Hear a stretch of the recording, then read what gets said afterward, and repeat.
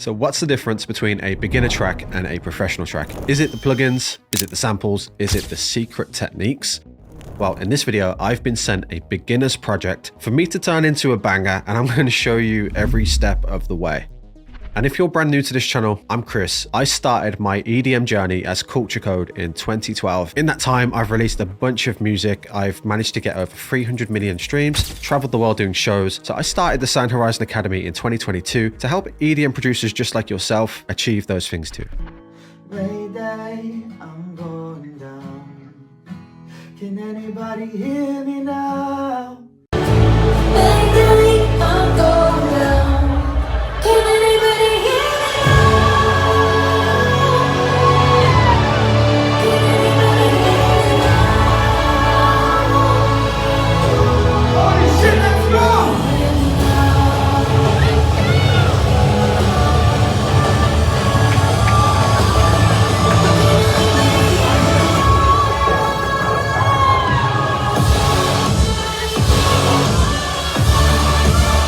But anyway, let's check out what my student has produced so far.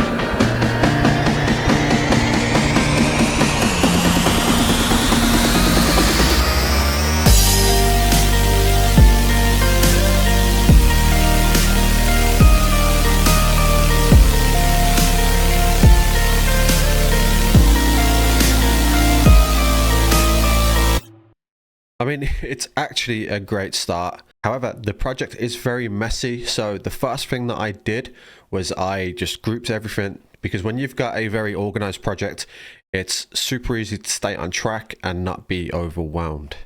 Okay, so we're back in the project now, and the first thing that I've done is I've taken the track, because it started originally on bar 1, just straight into the verse. So what I've done is I've extended it by 16 bars. So technically I took what we already had and moved it over from bar 1 to bar 17. And I've come back 8 bars with the original guitar. And I've come back another 8 bars so that we've got an intro. So a pro tip is you never want to start a track on bar 1, because that leaves you no room to add kind of like an intro or maybe like a swell into your intro or verse. So you always want to start a track on either like 9 or 17. Now, something that I recommend to all my students is that you start the track with a vocal, because this gives you the outline for the structure, and also on the mixing side of things, you will kind of know whether the track is full or not because you've got a vocal in there. And at the end, you can just simply turn the vocal off and send the track off for your own vocals. So the vocal that I've got is Millennium Afterlife.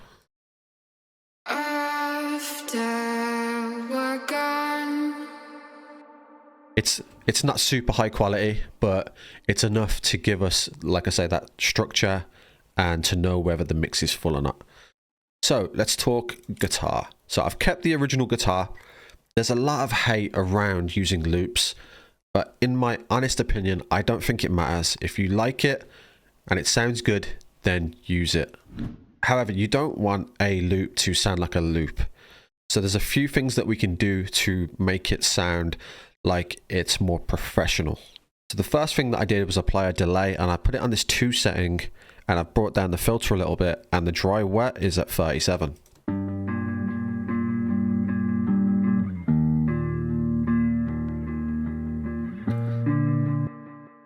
Now the next thing that I did was I applied a reverb.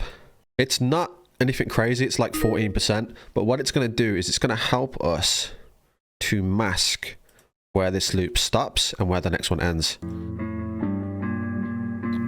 That's perfect. That's all we're looking for. We're just looking for a bit of masking. And then all I did was take out some resonant frequencies. So if I boost both that one and that one. Apparently you can't do that. There we go.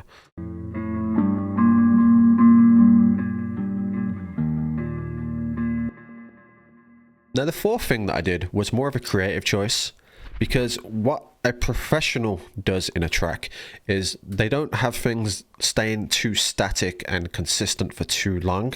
You really want to make things move and open and evolve over time. And an easy way to do that with a loop is if you put on something like a Pro Q3 and then choose the phone filter, what this sounds like then is this.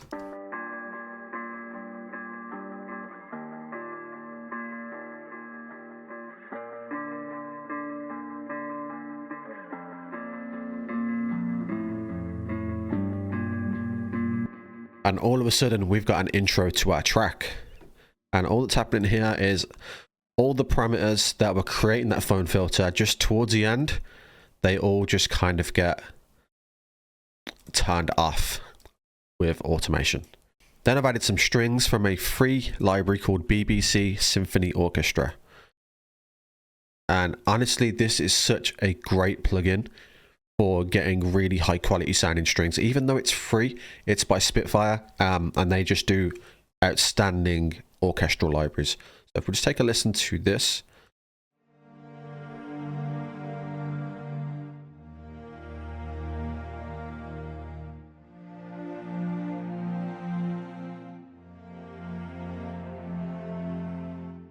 That sounds so warm and just full.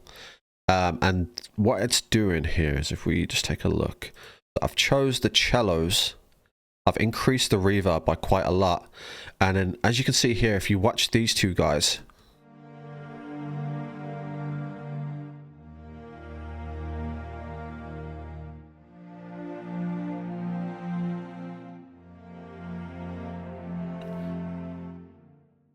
that's what's giving the strings their realism, because if you think of how a string player actually plays, they don't play at a consistent level. They're kind of up and down in volume, and that's what I'm trying to emulate here with automation, as you can see. And then I've got this synth one shot here. It's a stick sample, and I've just dragged it into a sampler, and it sounds like this.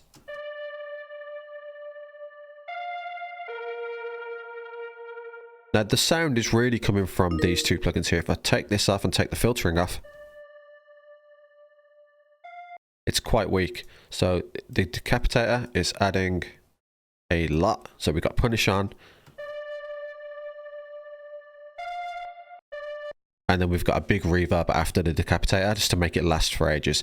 And if you play this with what we've got so far,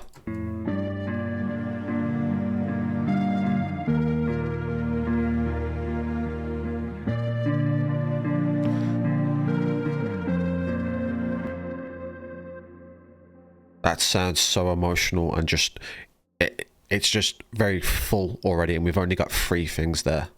And then the only other kind of instrumentation in the verse are these two atmospheres. So we've just got a sample / loop here, which is really just providing a bit of texture. I'll turn the EQ off. And then this one here acts more as a transitional layer going into the first verse.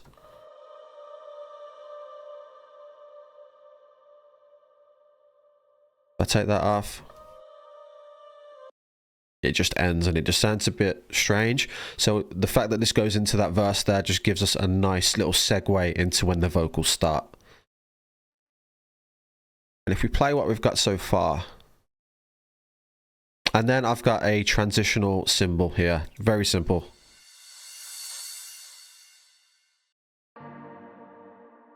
So if we play this intro so far, here's what we have.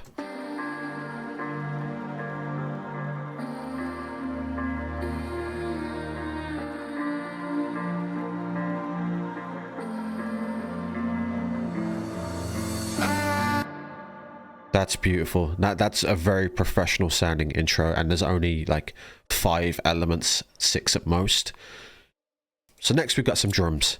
I wanted to keep his original idea of having drums from the start, but I wanted them to be more dynamic. So what I mean by dynamic is I want the drums to start off kind of small and then grow over the verse. So what we've got here is just a simple rim shot. Because if you remember before, I think he used either like a snare or a clap, and it was just very open.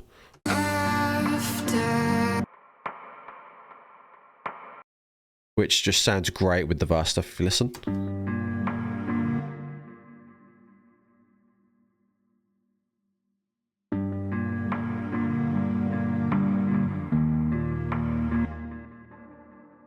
So these rim shots you can find in most sample packs or on Splice. They don't always come like this, so you will have to do some manual filtering yourself. Now the rest of the drums in the verse are really cool. I'll play you what I've got and I'll walk you through it afterwards.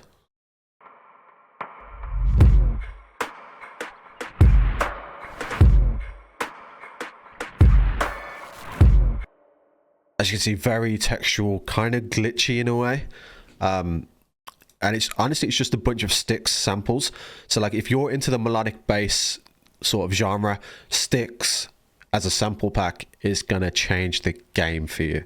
So I'll just break these down one by one. And as you can see as well, if you look through all these, there's hardly any processing whatsoever. And that's because of a process called sample selection, which just means choosing higher quality samples over choosing lower quality ones and trying to, as they say, polish a turd. I would rather just spend time finding the right samples and then just using those instead. So first of all, we've got this kick. Very nice and big. We've of course got the rim shot. Except now there's another 2 rim shots. As you can hear, this one's higher, this one's lower. And that kind of acts as a bit of a variation between the rim shot that we've already got. So if we listen to that whole loop now.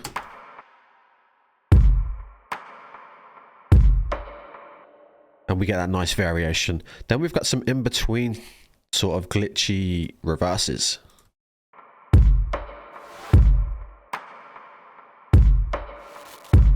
Sick.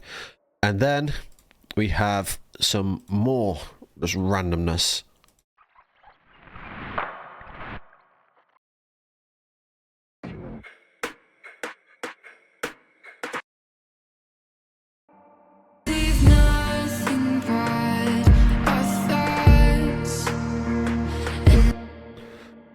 Now here's where the difference is between a pro track and a amateur track. So most people will leave it at this point.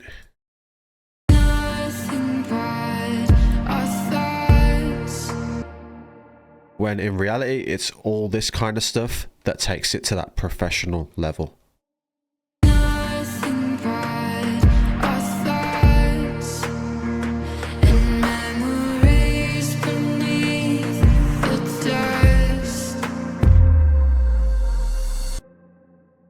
Which brings us on to this transitional section here.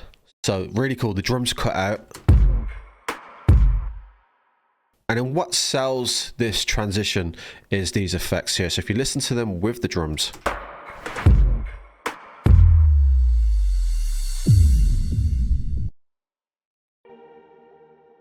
And there's one more thing selling this effect, and that is the reverb on the guitar. So as you can see, the mix goes up to 54% on the reverb, and I've got a utility boosting the volume up a whole 23.5 dB.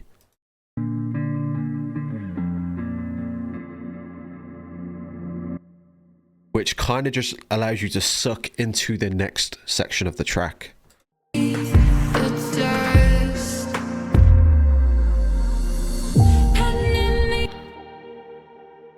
Now this is a technique that I call masking the transition. So the transition is really just dropping the drums and everything, right? But if we didn't do all these techniques, so if we took off the reverb and we removed these transitional effects, so we get rid of the sub drop, we get rid of the transition crash, and we get rid of this impact, here's what you have.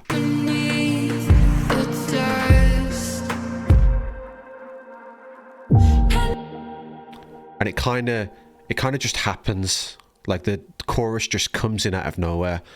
So we need these kind of swells and these sub drops and the guitar effects to really sell the transition. We're masking it because ultimately the transition is just cutting everything, and you need to find a way to distract the viewer's ears so that they don't just hear it just straight up just cut.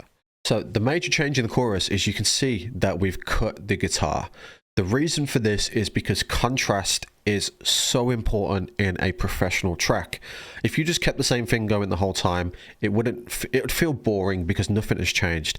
So we've got rid of the guitar and we've replaced it with a free plugin called Labs, again by Spitfire, and they've got this really cool preset in there called Soft Piano, and it sounds like this.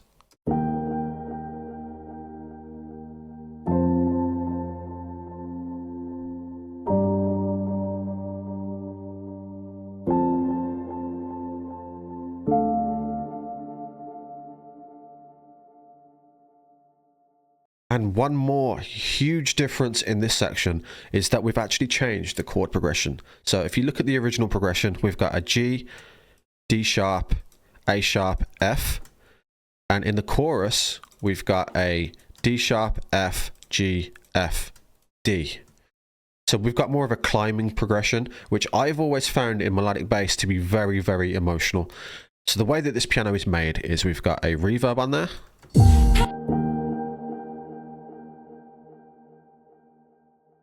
Which is pretty high actually. It's 31% wet, decay's left at 4 seconds, low cut's up a little bit. Here's without. Here's with. That is essentially how you fill out a track. And we've got a delay, this time on quarter notes, filter down a little bit, dry wet at around 30%.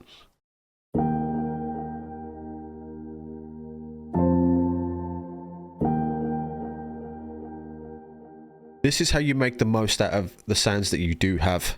If we was to leave this without the reverb and delay, it would sound a lot more empty, and we'd be constantly trying to overlayer and overproduce to get something that sounds as full as just this on its own. I'm also using my free piano scaler rack, which is something that I've designed to just make my life a lot easier. So you just simply input what key you're in. For instance, we're in G minor, and then just playing one note plays a whole chord. Like we've got all these intervals here. It also strums it for you so that the notes play at different times, and it also crescendos it so that the velocities get louder the higher up in voicing they go. So it's just absolutely crazy, because without this versus, and because of like the strum and the crescendo, it actually sounds like someone's playing it because it's not all at the same time and same velocity. And this rack is 100% free in my free community. Speaking of community, if you're interested in some one-on-one guidance, just like my student here, then in my elite community, I'm offering new members a free 30-minute session. It's a production session where you can show me your music and I can offer you some guidance and actionable steps to take you to that next professional level. Link is in the description. Anyway, back to the track. So we've still got those cellos from the BBC, except this time they're obviously doing a different progression. And if we look here, they actually turn up in volume as the chorus goes on, because in the second half of the chorus, it's where I really want to build the fullness of the track, because that is also the build-up of the track. So as you can see here as well, I've taken these notes and I've just pasted them up an octave, except on the last one where I've decided to go higher. And that's what this sounds like with the piano.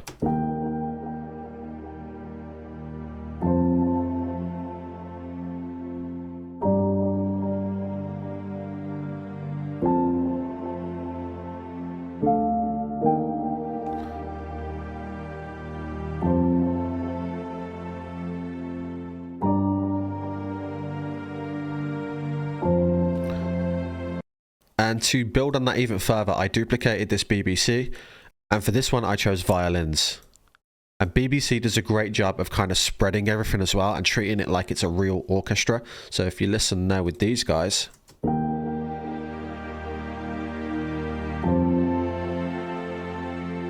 you see how it is getting bigger as this chorus goes on. That is called dynamics. Now, if you remember that guitar melody in my student's first version, well, that plays a crucial role in this chorus and build-up.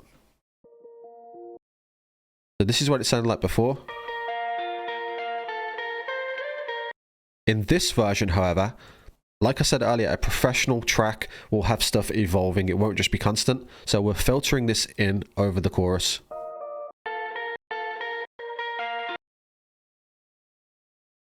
And the last thing I've got instrumentation wise is just a respace. This just fills out that low end.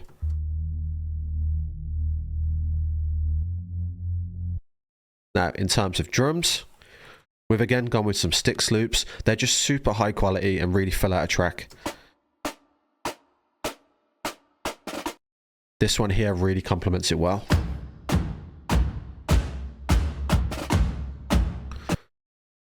Here I've just done a bit of chopping up to make it work for the build.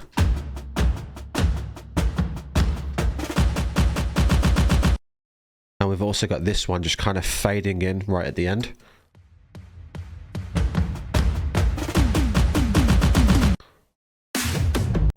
And we've got a nice little fill that takes us into the drop.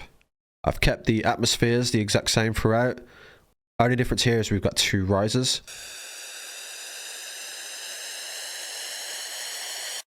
And then right at the end, there's some glitch effects, which go really well with the vocal.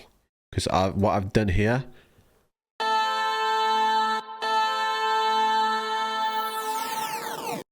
now the way that effect is made is with this redux. If I turn that off, so what the redux is doing is it's bit cushioning it, and I'm taking down both the rate and the bits. So as you can see here, and the vocal just kind of falls apart in a very glitchy, nice way at the end. Okay, onto the drop. So I start any drop with drums. If the drums aren't punchy, powerful, and full, the rest kind of doesn't matter because it'll sound weak no matter what. So what we've got here is we've got a kick and a snare in this drum rack. So the kick is just one kick and it's from blank. And like I said earlier, sound selection and sample selection is everything. So if you can find a great sample or sound, it generally doesn't need layering as much as you might think. So for this, it's just one. And then for the snare, we've only got 2 snares. So we've got this, again, a blank one here. And this one here. Just a bit of a clappy layer on top. As you can see, I've EQ'd out the low end together. And that's honestly it. For cymbals, we've got a ride. And we've got this kind of ride hi-hat loop. Drums all together sound like nice little fill that comes in here. That's it for drums. So very importantly for melodic bass, but EDM in general, is the sidechain. So sidechain is what makes that ducking effect in dance music. And the way we've got that set up is we've got a blank MIDI track at the top, which is following our drum pattern. And then we put a shaper box on the drop. We set it to sidechain mode. So if I was to do this again, I won't do it again because I've got it set, but you would just compress sidechain here and then kind of set it up in here. Choose MIDI and then make sure that your MIDI track is pointing at the track with shaper box on, and then that'll be it set then. So the way that this is set up, if I show you the sub with this,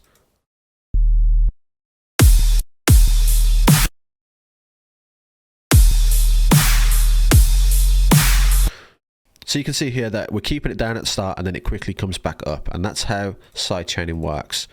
All right, so first up, we've got sub. Sub's very simple. Turn off oscillator array, turn on the sub. It sounds like this. You want to make sure that your sub is peaking below 100 Hertz. That's very nice. This is where I want it. Saturator is what's giving us these harmonics afterwards. It just allows it to be a bit more powerful and a bit more audible. Mid bass, we've got 3 mid basses. Here's mid bass 1. Mid bass 2. Mid bass 3. Now, usually my mid basses are a lot more sustained. However, for this track and to fit the melody that my student had, I'm trying to get a more percussive bass line. And as you can see, I've cut out all the low end so that the sub can fill out that part on its own.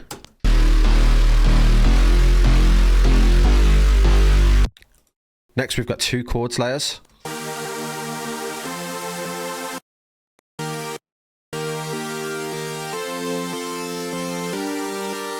These are known as super saws. Great for filling out your mid-range section. So if we play that with the mid bass,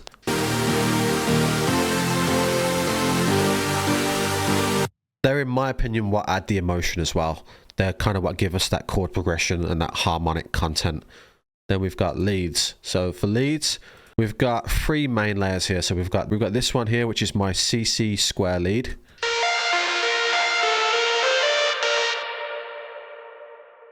Now, to get that melody, all I've done is I've took the guitar from my student's original project, I've put it in the drop, and I've just copied the notes. A little pro tip, if you're trying to do this yourself, what I recommend is that you make sure that this is warped, because it will lock it to a tempo. And then what you can do is, like, you can drop the tempo to, say, 100.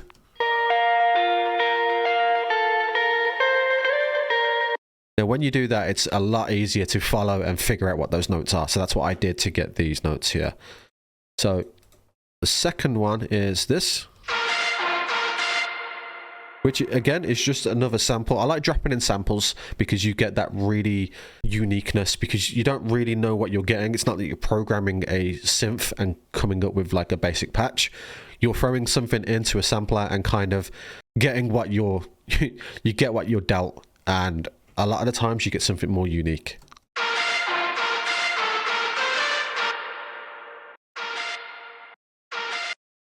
Here's what it sounds like with nothing on.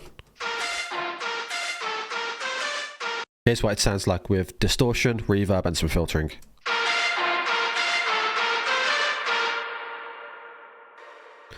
And the third is one of my favorite presets ever. It's the Nexus Orchid Drops.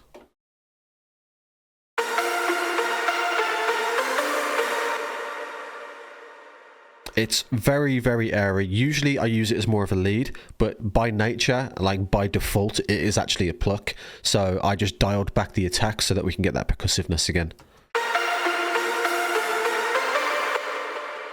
So if we play those together,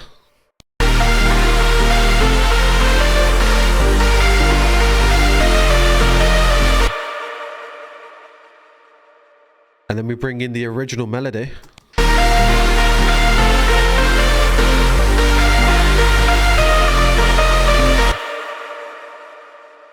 now, I took part of the vocals from the vocal that we've got. However, I just wanted to show you what can be done when you have the vocals. So if I just stretch that back out, it's just this part of the track.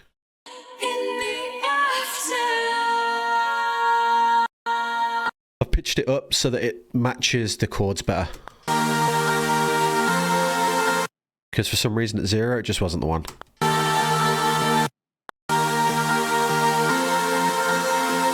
Lastly, we've got some atmospheres.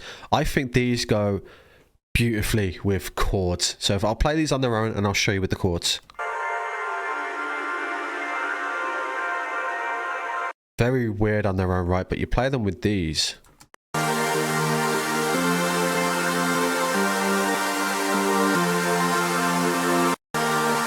All of a sudden they make your chords not feel as dull and static. If they're an extension of your chords, and they make your chords and saws feel like they've got more movement and more uniqueness. And then the last thing we've got, by no means the least important, is white noise. Now the reason I use silent for my white noise is because you can turn this voices up to 2 and it makes it stereo white noise. On 1, on 2, perfect. And the last thing that I did was I grouped all of these, which is something that I do often in case I have fills in my track and I want to keep the stack separate from the fill group. However, there's no fills in this track, but what we have got is a volume automation. There's this little gap right as the drop hits, and that just gives us some more power going into the drop. It's a bit more vibey. Versus when it's off and the drop just happens straight away.